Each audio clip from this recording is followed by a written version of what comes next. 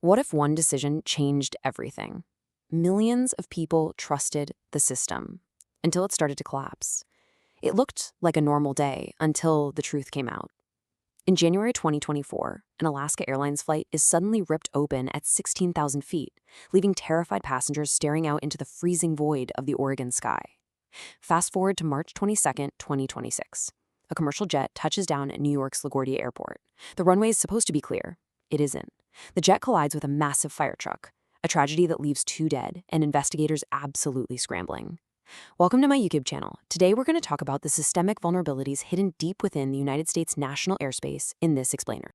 Now, for decades, commercial aviation in the US has literally been celebrated as the safest mode of transportation in human history. We all just assumed it worked. But what actually happens when the safest system on Earth begins to crack? The reality is, these terrifying events, from mid-air blowouts to runway collisions, they aren't just isolated accidents. No, they're symptoms. They reveal a much deeper systemic crisis spreading across the US aviation network. In this explainer, we're going to uncover how this crisis spans across 3 foundational pillars: the physical hardware of the planes, the digital software tracking them, and the human resources tasked with keeping them apart. To understand how disasters like this even happen, aviation experts use something called the Swiss cheese model. Just imagine multiple slices of Swiss cheese stacked together. Each slice represents a layer of defense against an accident. And the holes? Those are the weaknesses. Usually, the holes don't line up, so an error gets caught before it's too late. But when those holes do align, well, catastrophe strikes. Following that Alaska Airlines Flight 1282 blowout, National Transportation Safety Board Chair Jennifer Homendy hit the nail on the head. She said, "An accident like this only happens when there are multiple system failures." What's truly terrifying is how rapidly these system failures have started accelerating. Let's look at the timeline. January 2023, a massive digital outage grounds flights nationwide. Exactly 1 year later, January 2024, that Alaska Airlines midair blowout happens. Fast forward 1 year after that, January 2025, and a horrifying midair collision occurs over Washington, D.C. And then, March 2026, the LaGuardia runway crash. To understand this rapidly compounding crisis, we really have to look closely at those 3 pillars we mentioned earlier. Let's start with the very metal and composite structures keeping us in the sky. Which brings us to layer 1, the hardware cracks. Here is where everything changed. On January 5, 2024, an Alaska Airlines Boeing 737 MAX 9 takes off from Portland. Just 6 minutes into the flight, as the aircraft climbs past 14,000 feet, a mid-exit door plug violently separates from the fuselage. Rapid depressurization instantly follows. The flight crew managed a miraculous emergency landing, but you have to ask, why did a seemingly brand new plane just break apart? That's when investigators discovered something completely unexpected. The NTSB traced the aircraft back to final assembly at Boeing's Renton facility. Back in September 2023, Spirit AeroSystems employees at that facility had opened the door plug to repair 5 damaged rivets. But here is the shocking part. The plug was closed and reinstalled, completely missing the 4 critical retaining bolts meant to hold it in place. How does a mistake like that even happen? Well, the NTSB's final report pointed directly to Boeing's failure to provide adequate training, guidance, and oversight. There was a glaring lack of documentation and quality assurance inspections. So the plane literally flew away, missing the very bolts designed to prevent upward movement. This wasn't just a simple mechanics error. It was a massive, systemic failure of corporate structure. For 20 years, Boeing operated on a highly fragmented, outsourced manufacturing model. Back in 2005, they spun off their Wichita division to create Spirit AeroSystems. This separation fractured their supply chain and severely disrupted unified quality management. The fallout from the 2024 blowout finally forced a massive reversal. In December 2025, Boeing finalized a $4.7 billion stock acquisition to bring Spirit AeroSystems back in-house. Taking on Spirit's debt, the entire deal carried a staggering $8.3 billion enterprise value. That is a massive price tag just to regain control over their own manufacturing standards. But that's only part of the story. While the physical planes were suffering, the invisible digital network guiding them was quietly decaying. Let's move to layer 2, the digital decay. In January 2023, the system designed to send critical safety alerts to pilots, known as NOTAM or Notice to Air missions, suffered a catastrophic failure. It literally brought U.S. air traffic to a standstill. When investigators looked into it, they found that the FAA was relying on a legacy digital architecture dating all the way back to the early 1990s. We are talking about systems so antiquated that lawmakers were raising concerns over reports that some facilities still relied on floppy disks. Yes, floppy disks. It wasn't until this massive outage that a congressional mandate finally forced the FAA's hand. They expedited a contract with CGI Federal to deploy a modernized, cloud-based NOTAM service by July 2025, finally replacing that fragile 30-year-old system. Now, you might be asking, wasn't the FAA already upgrading their tech? Well, yes and no. Enter Next Gen. Initiated back in 2003, Next Gen is a massive $40 billion, multi-decade FAA initiative designed to transition air traffic control from old ground-based radar to modern satellite-based navigation and automated data sharing. But despite billions invested over 20 years, core legacy systems like NOTAM were just largely ignored. They were continually pushed aside due to technical complexities and budget constraints.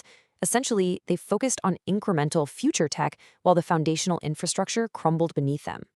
And this brilliantly illustrates the government's reactive scramble. Following the 2023 outage, priorities violently shifted. By 2025, the FAA actually closed down the Office of Next Gen altogether. They transitioned its responsibilities to a new office entirely focused on the immediate sustained integration of digital communications and automated data sharing systems. They basically had to stop dreaming about the airspace of 2040 and start aggressively patching the airspace of today. But here is where the story gets incredibly dark. When 1990s technology lags and digital systems fail, the ultimate burden falls entirely on human beings. Let's look at Layer 3, the human toll. The numbers here are just staggering. Decades of underfunding, combined with government shutdowns and pandemic training freezes, have absolutely decimated the air traffic control workforce. By late 2024, the National Air Traffic Controllers Association estimated a shortfall of roughly 3,800 certified controllers. Shockingly, 118 out of the FAA's 290 terminal facilities were operating below 85% of their staffing targets. That is a massive, incredibly dangerous gap in the safety net. And behind those statistics is a really sobering reality. To keep the airspace moving, more than 40% of certified controllers were forced to work mandatory 6-day weeks, lugging 10-hour shifts. Facility managers even reported having to allow greater sick leave just to help employees manage extreme fatigue. And safety researchers are absolutely clear on this. This level of sustained, excessive workload is directly linked to increased error rates. When fatigue sets in, reaction times slow down and situational awareness just drops. The tragic consequences of this fatigue became undeniable on January 29, 2025. American Eagle Flight 5342, a Bombardier regional jet, was on final approach to Ronald Reagan Washington National Airport. At the exact same time, a U.S. Army Black Hawk helicopter was navigating the heavily congested airspace right over the Potomac River. In a horrifying instant, the two aircraft collided midair, crashing into the icy waters below.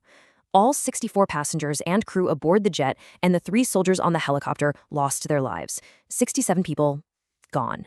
When the NTSB finally released its report on the collision, the findings perfectly demonstrated that Swiss cheese model we talked about earlier. The probable cause was the FAA's dangerous placement of a helicopter route too close to a runway approach path.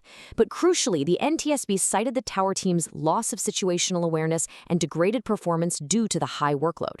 The controllers were managing combined positions, overwhelmed by the sheer volume of traffic and utilizing an over-reliance on visual separation. Because of this degraded performance, critical safety alerts were never issued to the flight crews. And this brings us right back to our opening hook, the LaGuardia runway crash in March 2026. As an Air Canada flight was cleared to land on runway 4, a fire truck convoy was cleared to cross that exact same runway just 12 seconds before the jet touched down. The exhausted tower controller did recognize the conflict. They issued a stop command, but the command came just 3 seconds too late. The jet collided with the truck, leaving 2 people dead. It was a disaster measured in split-second human reaction times, times that are inevitably, tragically delayed by chronic understaffing. So what does this all mean, and where do we go from here? Let's talk about fixing the system. Right now, the aviation industry is in a desperate race to patch these 3 overlapping layers. Here is the roadmap to recovery. For the hardware, like we discussed, Boeing officially reintegrated Spirit Aerosystems in December 2025 to consolidate oversight and improve quality control. On the software front, the FAA has accelerated the deployment of a resilient, cloud-based NOTAM system, targeting a full transition by mid-2026, while shifting Next Gen's focus to immediate operational benefits. And to address human capital, the FAA rolled out an aggressive workforce plan projecting the hire of 2,200 new air traffic controllers in fiscal year 2026. But here is the lingering danger that we absolutely cannot ignore. You can buy a company with a stroke of a pen, and you can upload software to the cloud in a matter of months. But you cannot instantly manufacture an air traffic controller. The training pipeline for a certified controller takes 2 to 3 years to complete. This means that even with the aggressive hiring quotas set for 2026, the U.S. airspace will remain precariously dependent on the same exhausted, overworked controllers in the immediate future. And that leaves us with this final thought.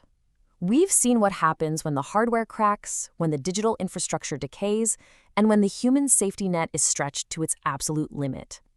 The systemic strain, those aligning holes in the Swiss cheese, are slowly being patched. But the ultimate question remains. Will these massive, multi-billion-dollar fixes arrive in time to prevent the next disaster, or is the system still running on borrowed time? If you enjoyed this explainer, don't forget to like, subscribe, and share it with someone who would find it interesting, because the next time you look up at a plane crossing the sky, you'll know exactly what it takes to keep it there safely.